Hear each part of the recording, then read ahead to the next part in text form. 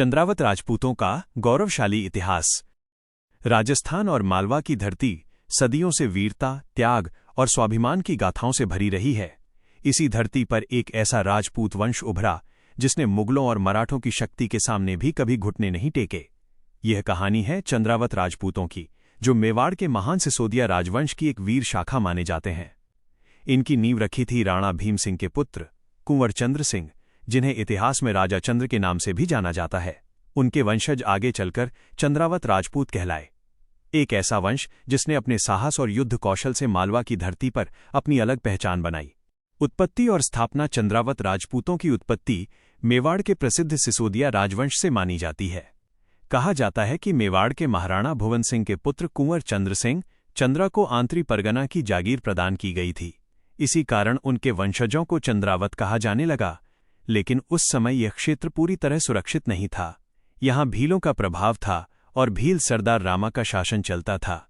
तब राजा चंद्र सिंह ने अपनी वीर सेना के साथ युद्ध किया। एक भयंकर युद्ध हुआ। तलवारों की टकराहट और रणभेरी की गूंज से पूरा क्षेत्र कांप उठा।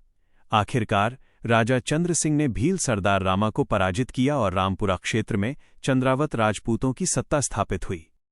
राजधानी और राज्य। शुरुआत में चंद्रावतों की राजधानी खोर और आंतरी थी, लेकिन समय के साथ उनका साम्राज्य बढ़ता गया और बाद में रामपुरा मध्य प्रदेश उनकी मुख्य राजधानी बन गया। रामपुरा धीरे धीरे एक मजबूत किला और समृद्ध राज्य बन गया। यहां से चंद्रावत राजपूतों ने लगभग 150 वर्षों तक स्वतंत्र शासन किया और मेवाड़ की अप्रत्यक्ष सेवा भी करते रहे। मराठों से संघर्ष। 18वीं शताब्दी में मालवा क्षेत्र में मराठा शक्ति तेजी से बढ़ रही थी।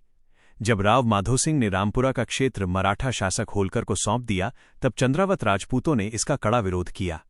उनके लिए ये केवल भूमि का प्रश्न नहीं था, ये स्वाभिमान और स्वतंत्रता की लड़ाई थी। चंद्रावतों ने मराठा शासन को स्वीकार करने से इनकार कर दिया और युद्ध का मार्ग चुना। कई वर्षों तक संघर्ष चलता रहा, लेकिन चंद्रावतों की वीरता की गाथाएं पूरे मालवा में प्रसिद्ध हो गईं। मुगलों से टकराव। चंद्रावत राजपूतों का सामना केवल मराठों से ही नहीं हुआ, बल्कि मुगल साम्राज्य से भी हुआ। सम्राट अकबर के समय में मुगलों ने रामपुरा क्षेत्र पर आक्रमण किया। इस युद्ध में रामपुरा को भारी नुकसान पहुंचा, लेकिन चंद्रावत राजपूतों ने अंतिम सांस तक अपने राज्य की रक्षा की। उनकी वीरता ने दुश्मनों को भी प्रभावित कर दिया।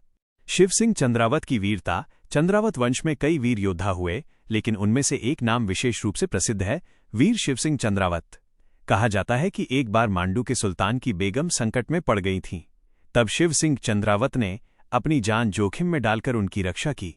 ये घटना उनकी शौर्य और मर्यादा का प्रतीक मानी जाती है, क्योंकि राजपूतों के लिए सम्मान और रक्षा सबसे बड़ा धर्म माना जाता था। कुलदेवी। चंद्रावत राजपूतों की कुलदेवी चुनवान माता मानी जाती हैं। इनका मुख्य मंदिर आंतरी माता मंदिर और गढ़ आमद में स्थित है। युद्ध पर जाने से पहले चंद्रावत योद्धा अपनी कुलदेवी से आशीर्वाद लेते थे। उन्हें विश्वास था कि माता की कृपा से ही विजय प्राप्त होती है।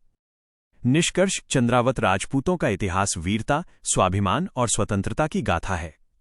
उन्होंने कभी भी किसी भी शक्ति के सामने आसानी से सिर नहीं झुकाया, चाहे वो मुगल साम्राज्य हो या मराठा शक्ति। चंद्रावत राजपूतों ने हमेशा अपने सम्मान और स्वतंत्रता की रक्षा के लिए युद्ध किया। आज भी मालवा और मेवाड़ की धरती पर उनकी वीरता की कहानियां सुनाई जाती हैं।